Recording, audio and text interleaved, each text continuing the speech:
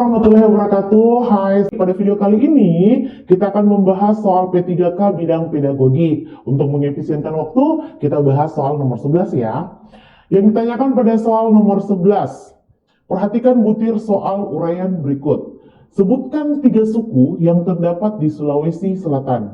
Nah, butir soal tersebut menurut Anda bagaimana? Apakah A, cukup bagus karena jumlah sungai yang ditanyakan sudah terukur? Bravo, cukup bagus karena ditulis dengan bahasa yang mudah dimengerti. Charlie, jelek karena hanya mengukur tingkat berpikir rendah atau ranah ingatan saja.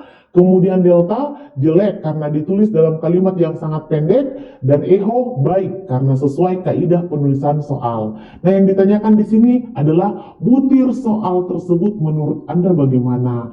Apakah yang dimaksud, apakah masuk dalam ranah lots atau mungkin dalam ranah HOTS? Saya yakin sahabat-sahabat BLC biasa mendengar istilah-istilah ini ya, lots dan HOTS. Nah, lots itu sendiri adalah low order thinking skill, sementara HOTS itu sendiri adalah high order thinking skill, kemampuan tingkat berpikir tinggi. Nah, untuk soal ini, indikator soal ini, sebutkan, ada kata sebutkan. Sebutkan itu, sebutkan, jelaskan, dan tentukan atau hitunglah itu masuk dalam ranah lots atau tingkat berpikir rendah. Jadi C1, jadi lots itu masuk dari C1, C2, dan C3. C1 itu adalah sebutkan, kemudian C2 itu jelaskan, dan C3 itu adalah hitunglah atau tentukan. Nah, jadi ranahnya berpikir tingkat rendah. Kemudian HOTS itu sendiri pun ada 3. Dia mulai dari C4, C5, dan juga C6. Jadi C4 itu adalah menganalisis, C5 adalah evaluasi, dan C6 adalah mencipta, ya, membuat atau mencipta, sehingga itu masuk dalam ranah HOTS. Sementara yang ditanyakan di soal di sini, indikator soalnya adalah sebutkan. Sebutkan itu masuk di C1 ya. Jadi dia jelek. Yang jelek di sini ada 2, Charlie dan Delta. Charlie jelek karena hanya mengukur tingkat berpikir rendah, betul, itu jadi lots itu rendah. Kemudian jelek karena ditulis dalam kalimat yang sangat pendek, tidak ada hubungannya dengan jumlah kata dalam kalimatnya. Maka jawabannya adalah Charlie. Harusnya dia mengukur tingkat kemampuan tinggi atau HOTS. Apalagi sekarang kan kita sudah menyongsong abad 21 ya. Kita lanjut saja membahas soal ke nomor 12. Soal nomor 12 yang ditanyakan, seorang guru akan melakukan tes awal kepada peserta didiknya dengan tujuan untuk mengetahui kemampuan awal peserta didik tersebut. Setelah dilakukan pretest, diketahui bahwa 4 soal dari 10 soal yang diberikan mampu dijawab hampir seluruh peserta didik dengan benar. Nah, jika Anda sebagai guru, manfaat apa yang dapat dipetik dari informasi tadi? Coba kita lihat alfa. Tetap mengajarkan seluruh materi sesuai dengan kurikulum. Bravo, 4 dari 10 soal tersebut tidak akan ditanyakan lagi saat post-test. C, materi yang telah dikuasai peserta didik tidak perlu diajarkan lagi. D, melaksanakan pelajaran remedial untuk materi yang belum diketahui. Kemudian E, bisa langsung dilakukan pengayaan. Nah, kira-kira apa ya? Sedikit informasi bahwa pretest itu dilakukan untuk mengetahui kemampuan awal peserta didik, ya, apakah dia paham atau tidak. Sehingga dari 10 nomor soal, ada 4 soal yang ternyata dia jawab dengan benar, hampir keseluruhan menjawab benar.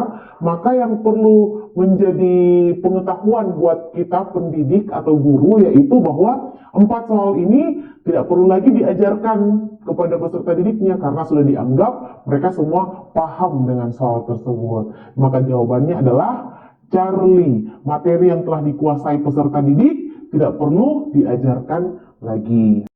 Kita lanjut saja ke soal nomor 13. Yang ditanyakan nomor 13. Di kelas 5, sebagian besar peserta didiknya pasif dalam mengikuti pelajaran. Pendekatan yang tepat dalam menangani situasi peserta didik dalam kelas seperti itu adalah apa? Pendekatannya yang ditanyakan ya. Nah, Pendekatan yang pertama untuk A ada konstruktivisme. Konstruktivisme itu adalah pendekatan yang membentuk konsep sendiri, artinya peserta didik dibimbing untuk membentuk pemahaman-pemahamannya sendiri. Kemudian ada kontekstual. Kontekstual itu adalah membuat pembelajaran itu menjadi lebih bermakna. Kita membawa peserta didik ke alam terbuka misalnya, sehingga peserta didik lebih memaknai tentang pembelajaran tersebut. Kemudian Charlie, ada scientific. Scientific itu konsep pembelajarannya dia berpikir logis, mengantarkan peserta didik untuk mampu belajar secara logis dan juga aktif. Terus ada deduktif induktif ya, bagian delta. Deduktif induktif itu adalah terampil dalam membuat kesimpulan. Artinya bagaimana caranya menyimpulkan baik dari umum ke khusus ataupun dari khusus ke umum. Dan ada pendekatan E itu ekspositori ya. Ekspositori itu berhubungan dengan pembelajaran langsung atau konvensional ya yang biasa kita lihat sehari-hari. Nah, kira-kira kalau siswanya pasif, apa yang harus kita lakukan? Tentunya sebagai seorang guru atau sebagai seorang pendidik, kita harus membuat peserta didiknya itu menjadi aktif. Dan untuk membuat menjadi aktif, gunakanlah pendekatan saintifik. Maka jawabannya adalah Charlie. Kita lanjut saja ke soal nomor 14. Yang ditanyakan, setelah kegiatan pembukaan dan inti dari proses pembelajaran selesai, guru meminta peserta didik untuk mendemonstrasikan tugas belajar yang telah didapatkan dengan tujuan agar peserta didik tersebut dapat melihat kompetensi belajarnya. Instrumen yang dapat dipilih oleh guru untuk merekam hasil belajar tersebut adalah apa? Alfa, daftar cek, B, benar salah, Charlie pilihan ganda, delta menjodohkan, dan Eho jawaban bebas. Nah, di sini yang ditanyakan adalah pembelajarannya sudah selesai ya. Didik minta untuk didemonstrasikan tugas belajar yang telah didapatkan. Berarti apa saja tugas yang telah didapatkan atau telah diperoleh nilainya masuk dalam daftar cek atau checklist saja. Oke, nah sedikit informasi buat sahabat-sahabat BLC bahwa ada 3 teknik tes yang biasa digunakan oleh guru di sekolah. Yang pertama adalah tes praktik, kemudian ada tes objektif, dan juga ada tes uraian. Tes praktik itu sendiri digunakan untuk penilaian keterampilan, kemudian tes objektif dan penilaian dan tes uraian itu digunakan untuk penilaian pengetahuan. Jadi ada 2 penilaian ya, pengetahuan, keterampilan. Nah, sementara untuk sikap itu sendiri masuk dalam penilaian yang lain. Kita lanjut ke soal nomor 15. Yang ditanyakan, dalam membuat silabus, ingat silabus ya, perlu memperhatikan berbagai hal. Salah satunya adalah memberikan arahan bahwa cakupan, kedalaman, tingkat kesukaran, dan urutan penyajian materi dalam silabus harus sesuai dengan tingkat perkembangan fisik, intelektual, sosial, emosional, dan spiritual peserta didik. Hal ini sesuai dengan prinsip apa?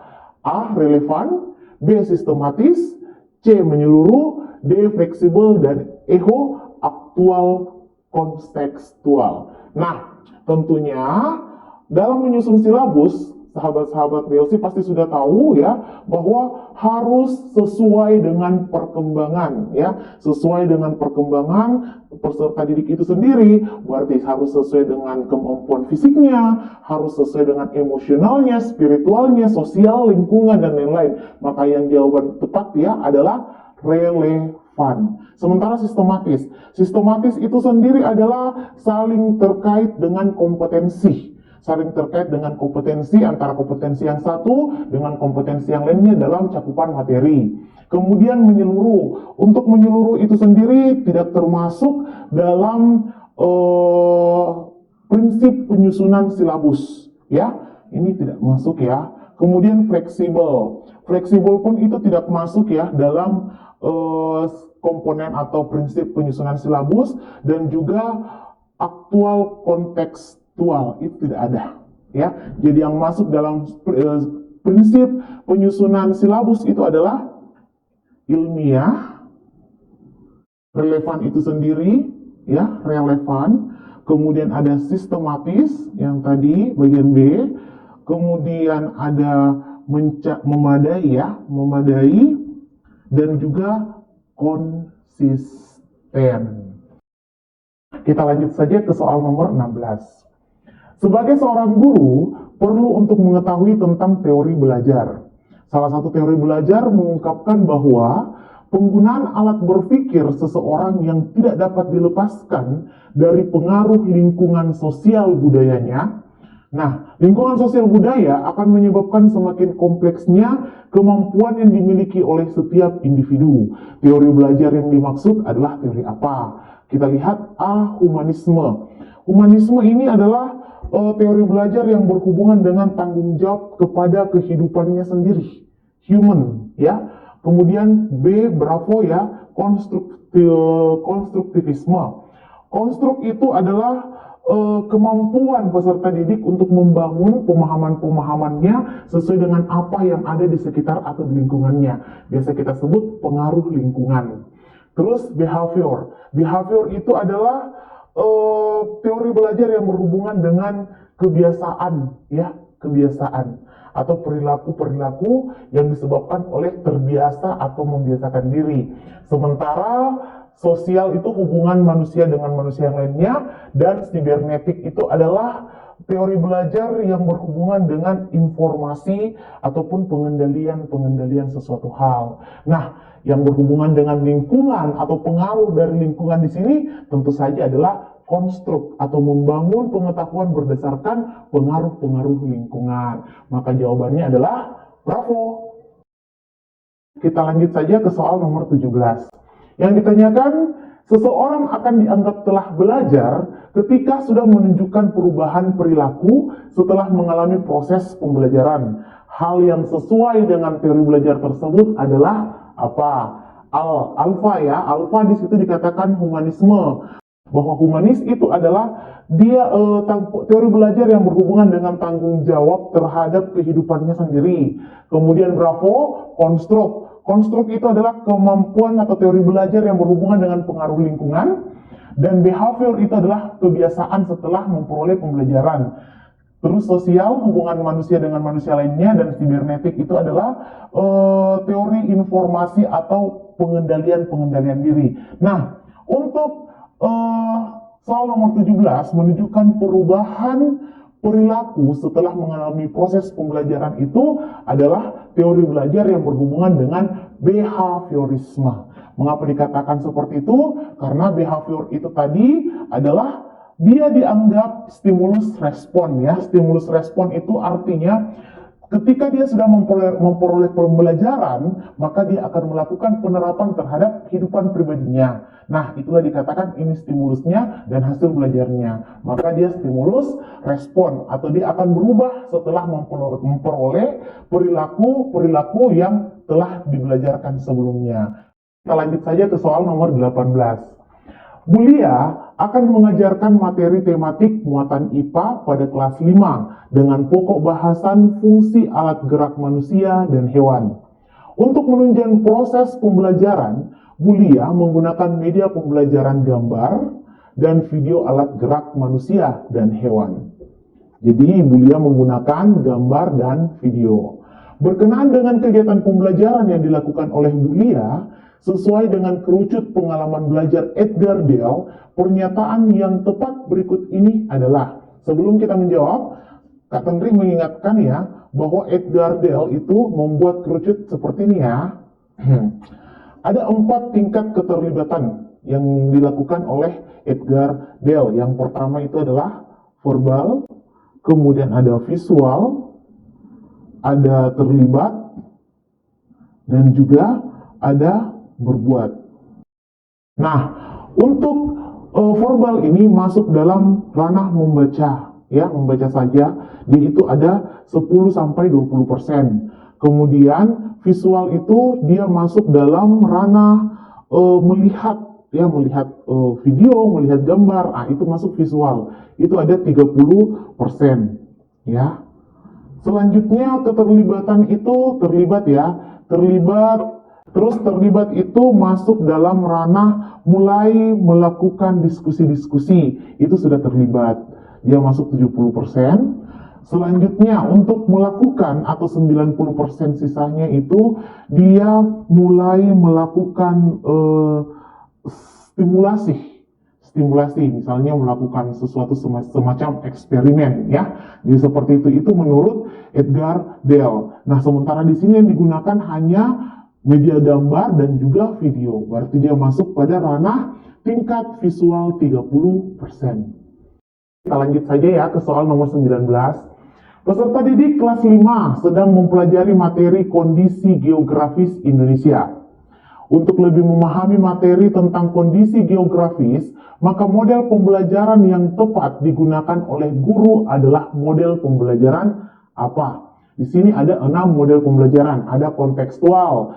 Kontekstual itu berarti berhubungan dengan kehidupan nyata atau apa yang ada di sekeliling kita, atau yang ada di sekeliling peserta didik itu sendiri. Cooperative learning itu adalah kooperatif kerjasama ya, atau kerja-kerja kelompok.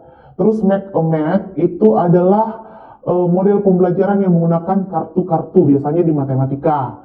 Terus picture and picture, potongan-potongan gambar, dan STAT itu adalah dia juga masuk dalam kooperatif, akan tetapi dia punya kemampuan khusus oleh peserta didik dalam bentuk kelompok-kelompok untuk memahami satu pengetahuan tersendiri. Itu untuk STAT ya.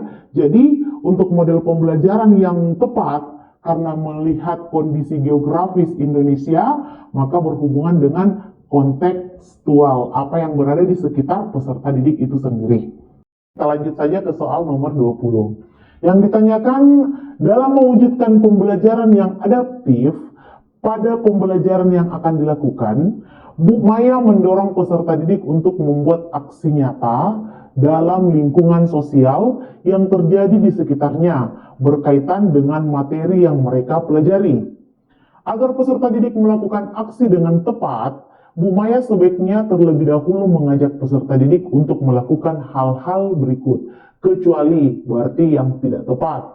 Alfa, meminta peserta didik mengevaluasi aksi yang telah dilakukan. Mengevaluasi itu artinya melihat kembali ya apa yang telah dilakukan, bisa ya. Kemudian Bravo, mempersiapkan peserta didik sebelum melakukan aksi nyata. Jadi sebelum melakukan aksi nyata ada beberapa hal yang harus peserta didik siapkan ya, atau list daftar-daftar kegiatan yang akan dilakukan, bisa jadi. Kemudian Charlie, mengumpulkan tugas peserta didik apabila telah selesai. Ibu Maya artinya langsung mengambil semua pekerjaan peserta didik jika sudah selesai. Artinya kalau misalnya Ibu Maya melakukan hal itu, maka peserta didik tidak dapat mengevaluasi kembali apa yang telah dia lakukan ya. Jadi kita simpan dulu. Kemudian Delta, mendorong peserta didik untuk aktif dalam proses pelaksanaan aksi nyata. Harus sebagai seorang guru, kita harus memotivasi peserta didik agar dia dapat melakukan hal-hal yang terbaik. Eho, mengawasi setiap aktivitas peserta didik. Tentu sebagai guru, Ibu Maya berkewajiban mengawasi peserta didik. Jangan sampai terjadi hal-hal di luar keinginan ya. Berarti yang tidak termasuk atau yang tidak diharapkan dilakukan itu adalah Charlie, mengumpulkan tugas peserta didik apabila telah selesai. Karena tidak ada waktu untuk melakukan evaluasi. Baiklah, kalau demikian, sampai jumpa pada video selanjutnya. Assalamualaikum warahmatullahi wabarakatuh.